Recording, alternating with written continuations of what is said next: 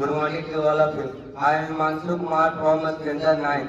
My student have been a person who never made mistake, never trying anything new. Thank you. Have a nice day. Now, I would like to call our respected teacher, Saurabh sir and Misra sir to please come and give some lesson about Women's Day. अच्छा दोनों एक ही साथ बोलेंगे। हम लोग दोनों confuse हैं बाबू, दोनों एक ही साथ खाएंगे। We are totally confused. Now, I like to call our respected teacher, Saurabh sir, to please come and give some lesson. My comrades and dear lovely students, as we know that today is the Women's Day, and we know very well about it, how the women take part in the progress of our country. Because in each and every field, we can see the women are very ahead from with respect of the men. And you have remembered that when our country was under the British, then lot of women had took a very vital role to get India free from the British. So we can say that in this modern age, women are not less than men. They are taking in a different types of parts and they are achieving a different goals, whatever they want to achieve in her life. So we can think that women are we can say that playing a very vital role to progress our country right now. Thank you. Have a nice day. और प्रचार भी बाजार में हो रहे थे। महिला सशक्तिकरण महिला दिवस को हमारा हिंदुस्तान 8 मार्च को एक महिला दिवस के रूप में उत्सव मनाता है। हमारा देश भारत उत्सव प्रिय है। जो भी यहाँ कुछ फंक्शन होता है उसका एक विशाल रूप देखने को मिलता है। नारी सशक्तिकरण के केंद्र में अनादिकालों से समझे एक क्रम चलता रहा है, लेकिन संवैधानिक अधिकार जब हमें प्राप्त हुआ तो हम उसको एक खास दिन रख करके उसमें शक्ति का जागरण करने का, एक नई प्रेरणा देने का है ना, संप्रेषण का कार्य करते हैं कि महिला दिवस है क्या, महिलाओं में जागृति लाना, महिलाओं को आगे बढ़ाना, इसका उद्देश्य होता है कि महिला हर क्षेत्र में आगे बढ़े। प्राचीन और पुराने जमानों में देखा जाता है कि सती सावित्री, माता अनुसुईया ने सीता माता को एक ऐसा वस्त्र दिया था पहनने के लिए। वह भी नारी सशक्तिकरण का जीवंत उदाहरण है। रामायण में एक ऐसे शायद में भी उन्होंने कि जो हवा धूल पानी में कहीं भींगेगा नहीं, गंदा भी नहीं होगा। उन्होंने कहा था कि तुम्हें 14 वर्ष वनवास में रहना है, इस साड़ी को धारण करना, इस साड़ी में मलिनता नहीं आएगी। आओ अपने शक्ति से आत्मबल के द्वारा उसको उपहार के रूप में उन्होंने सीता को प्रदान किया था। सावित्री के बारे में आप सुनते होंगे कि अपने पति सत्यवान के प्राण रक्षा करती है, यमराज के द्वार पर जाकर के लड़ती है कि आपने जो वरदान दिया है वह वरदान आप पूरा करें। आपने मुझे पुत्र होने का वरदान दिया था, आप मेरे पति को लेकर के स्वर्ग की ओर बढ़ रहे हैं। लाचार हो जाता है। विभिन्न सम्मत बातें जो होती है नारियों के आगे झुकी आती है।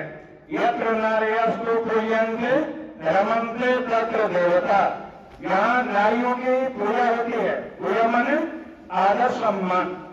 यहाँ नारियों को आदर सम्मान मिलता है, वहाँ देवता लोग भी आते हैं। यत्र नार्यस्तु पूज्यन्ते रमन्ते तत्र देवता। वहाँ देवता रमण करते हैं, आते रहते हैं, जाते रहते हैं। और अभी वर्तमान में देखेंगे कि खेल जगत में, सिने जगत में, नौकरी में तरह तरह की महिलाओं की एक लंबी श्रृंखला बन गई है। रानी झांसी की रानी आप नाम सुने होंगे। तो 1857 में ये भी नारी जागरण का एक नया स्फुरण था, एक नया संप्रेषण था कि नारियां किस आपके द्वारा किए गए कार्यों का सही रूप में संपादन के लिए हम विद्यालय परिवार आपका आभार व्यक्त कर रहे हैं। साथ ही साथ मंडे से जो आपका एनुअल एग्जाम है उसके लिए हार्दिक शुभकामनाएं।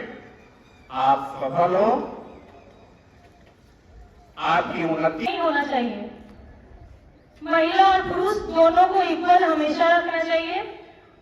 कोई भी अगर जो आगे बढ़ना चाहे तो दोनों को ही इक्वल हमें समानता देना चाहिए, दोनों को उसको सपोर्ट करना चाहिए हमें, ना कि महिला को एक महिला दिवस के रूप में सिर्फ मना के कि महिला दिवस आज है तो बस आज उनके लिए इतना ही हो, नहीं, उसको डेली उतना सम्मान दो पर डे।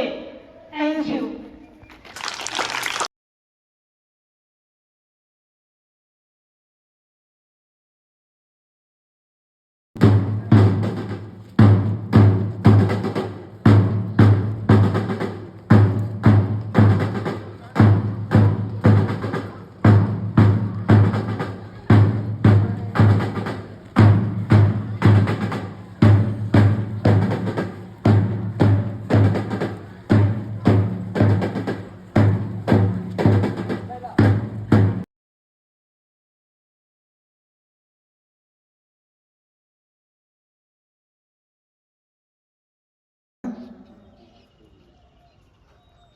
विषय बाद में बताऊंगा। आज 2024-25 का अंतिम सत्र का दिन है आपका। आप खूब पढ़ें, खूब बढ़ें, खूब लिखेंगे। सोमवार से आपकी वार्षिक परीक्षा होनी है। आप एक भी क्वेश्चन छोड़ेंगे नहीं। बहुत सुंदर राइटिंग में आप लिखने की कोशिश करेंगे। कलम हो, पेंसिल हो, जिनसे जो बच्चे लिखते हैं उसका भरपूर इस्तेमाल करना चाहिए समय का। आपको बढ़िया से लिखिएगा। इसके लिए आपका बहुत बहुत धन्यवाद है कि आपका अंतिम सत्र है और मैं आपको कविता का पाठ भी सुनाऊंगा। और अभी कहा कि विषय क्या है? अतीत काल वर्तमान से संबंध, सुंदर जीवन का अनुबंध। अनुबंध माने आप समझते हैं कॉन्ट्रैक्ट। बहुत सी नौकरी अभी अनुबंध पर हुई है और आपका जीवन भी अनुबंध ही है अतीत का। ऐसे कहा जाता है कि जो बीत गई सो बात गई, जो बीत गई है उसे भुला देना चाहिए। अगर हम पर साल अप्रैल मई जून में पढ़े हैं और कल सोमवार को परीक्षा होगी अगले दिन, तो क्या हम उसे भुला देंगे? बिल्कुल नहीं। अतीत का जो वर्तमान से संबंध होता है वह सुंदर जीवन का अनुबंध होता है। समझे? उससे उसका गहरा नाता होता है। कविता का पाठ सुनाऊंगा रश्मि गति से, रामधारी श्रीधर का है। उसमें आप खूब अस्थिर से सुनेंगे। पढ़ना तो है नहीं, सब दिन पढ़े हैं। पहली घंटे केवल अटेंडेंस भर भी टाइम बचे तो काफी है। महाभारत का प्रसंग, वहां मैंने कहा था एक चीज और आपको शाबाशी देना मैं भूला था। जब हम लोग वहां ज्वाइंट क्लास में चलते थे, प्रे होता था, तो जो बच्चे यहाँ के प्रेजेंटेशन देते थे, जिनकी प्रस्तुति होती थी, वहाँ के बच्चों से काफी अच्छी थी। वहाँ के बच्चे केवल कैसेट से प्रे गा करके चुपचाप खड़े होते थे और बच्चे स्वतः आदेश नहीं होता था कि कौन पंक्ति किधर से चलेगी, वो ऐसे ही ढुलमुल तरह से गुजर जाते थे। यहाँ के बच्चे जब प्रे करते थे तो आदेश देते थे कि पहले पंक्ति आगे चलेगी, फिर क्रम जारी रहता था क्लास में जाने का। इसके लिए भी आपकी काबिले तारीफ है कि आपने वो सीखा था। वो जो कुछ था मैंने वहाँ के लोगों को और बताया था कि जो कुछ था है ना, वहाँ के जो चला रहे हैं विद्यालय, उनकी वो अपनी चीजें हैं जो बच्चे यहाँ पर प्रेजेंटेशन दे रहे हैं। सप्ताह में 3 दिन आपकी बारी थी, कभी कभी आप 4 दिन 5 दिन भी ले लेते थे। कहना पड़ता था कि केवल आप वहाँ के विद्यालय के बच्चे यहाँ के बच्चे पर हावी हैं, है ना, प्रे करने के मायने में। यहाँ के बच्चे काफी सुंदर ढंग से प्रस्तुति करते थे प्रार्थना की, और ड्रम बाजा के तो कहना है क्या, वहाँ भी कहा गया था, लेकिन वहाँ के बच्चे ड्रम बाजा के साथ आना नहीं चाहते थे। उस समय मैंने बारीकी से देखा था 2-3 दिन कर, लेकिन किसी बच्चे ने नहीं उठाया था। ढाल तलवार जो छोड़ करके गीत संगीत बाजा हो, और उसी के साथ कविता में कविता कुछ कहे या नहीं कहे, मैंने कई बार आपको बताया है कि मस्तिष्क को एक मजबूती प्रदान करता है, खाते पाते या संगीत हो। लेकिन मैंने वहां पूछा था कि कोई बच्चे 50 कविता याद किए हैं?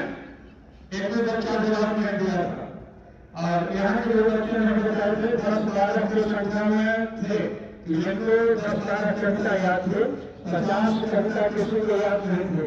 और मुझसे जवाब में वहाँ पूछे थे तो मैंने कहा था कि मुझे 7-8 हजार कविता याद है और 25,000 गीत के मुखड़े याद हैं। समझे? इसीलिए मैंने कहा था कि 50 कविता जिन बच्चों को याद है वो आ सकते हैं मंच पर, आप पढ़ें और खूब याद करें। एक चीज और वर्ग में बताया हूँ कि जो बच्चे 5 क्लास में पढ़ते हों या 9th क्लास में पढ़ते हैं, उनमें कम से कम 9,000 मीनिंग याद होना चाहिए मुँह पर। वो भी कैसे? एक वर्ष में 365 दिन होते हैं और आप 3 मीनिंग याद करते हैं, एक सुबह, एक दोपहर में और एक शाम में। केवल 3 मीनिंग याद करने से आप एक वर्ष में 1095 मीनिंग याद करते हैं। एक वर्ष में 1095 मीनिंग याद करते हैं 3 मीनिंग याद करने से, एक सुबह, एक दोपहर में, एक शाम में। और 9th क्लास में आते आते आपके पास 9,000 से ऊपर मीनिंग हो जाएंगे। यानी हम पढ़ते भी नहीं हैं और कोई संस्कृति का पालन नहीं किए हैं कि कैसे पढ़ें। एक मीनिंग सुबह, एक दोपहर में और एक शाम में कोई बड़ी चीज नहीं है। 9,000 10,000 मीनिंग होना आसान है। और जो बच्चे 8-10 मीनिंग प्रतिदिन याद करते हैं उनको तो 50,000 मीनिंग याद है ही। अगर रोज 10 मीनिंग याद करते हैं तो उनको 50,000 माने याद होता है, लेकिन याद नहीं करते हैं। 10,000 मीनिंग भी याद करने में आप कतराते हैं कि 3 और 4 मीनिंग याद नहीं कर पाते हैं। कविता है कि महाभारत का जब युद्ध चल रहा था और भीष्म पितामह को अर्जुन बाण सज्जा पर सुला देता है, तब कर्ण बड़ा चकित होता है कि भीष्म जैसे महारथी को किसने बाण सज्जा पर सुलाया है। वह अंदर से डरता है, लेकिन उसका प्रण था अर्जुन से ही लड़ना। अर्जुन से ही लड़ना उसका प्रण था। वह बार बार उतावला होता रहता था। युद्ध के शुरुआत में भीष्म के सामने जाकर कर्ण ने कहा था कि आप कितने दिनों तक युद्ध करेंगे? उन्होंने कहा कि 10 दिनों में मैं महाभारत खत्म कर दूंगा। कर्ण इतना उत्साही था कि भीष्म खिस में आकर उसे कहा कि अरे कर्ण, तुम अर्धरथी हो। वो अतीत की बातें थी। और युद्ध भूमि में जब लड़ने का आदेश लेने आता है तो वर्तमान का अनुबंध करता है कि महाराज, पहला दिन मैं आपसे निराश हो गया था, लेकिन आज जिसने आपको बाण सज्जा पर सुलाया है वो कोई साधारण वीर नहीं होगा। अब आप मुझे आज्ञा दें, मैं भी उस महारथी से युद्ध करूं। इसी की बोल रश्मिरथी में किस तरह से राष्ट्रकवि दिनकर ने प्रस्तुत किया है। गुरुकुल कांदे पिताज गिरा थक कर भाज गिरा भूलंत हो शोक छा गया समर में महाशोक। कुरुपति भयन खोता था अर्जुन का मन भी रोता था। अर्जुन ने उन्हें बाण सज्जा पर सुलाया था, वो भी दुखी था कि किसी तरह से इन्हें सुलाया गया है। वह आंख मिलाने से विभोर हो रहा था। और कुरुपति कर दिया है। याद रखेंगे, दुर्योधन को भी द्रोणाचार्य ने शिक्षा दी थी, अर्जुन को भी शिक्षा दी थी। अगर दुर्योधन में आत्मसंस्कार नहीं लगा तो इसमें द्रोणाचार्य का कोई दोष नहीं। द्रोणाचार्य का कोई भी दोष नहीं। 5 पांडव पंडित होते हैं और 100 जो कौरव हैं अगर उसके काबिल नहीं हुए हैं, इसमें द्रोणाचार्य के तनिक भी दोष नहीं माना जाता है, क्योंकि शिक्षा समान रूप से दी गई थी। अब इसमें कोई महारथी हुआ या कोई अर्धरथी हुआ तो शिक्षा का दोष नहीं दिया जाता है। वो ग्रहण करने वालों का, वो ग्राहक पर निर्भर करता है कि उसने शिक्षा का संचयन किस ढंग से किया था। कर्ण इसका एक बारीक उदाहरण है। वह मदमस्त होकर के भीष्म से मिलने आता है जबकि जीवन भर भीष्म पितामह से वह दूरी बनाकर रहा था, लेकिन अंतिम क्षण में वह मिलने आता है और बहुत अनुशासित होकर और कहता है कि आज्ञा हो तो धनुष धरो, रण में चल कर कुछ काम करो, देखो कौन प्रलय कराओ, जिससे डगमग हो रहे भरा। कहा कि महाराज अब आप मुझे आज्ञा दें, मैं भी युद्ध करूं।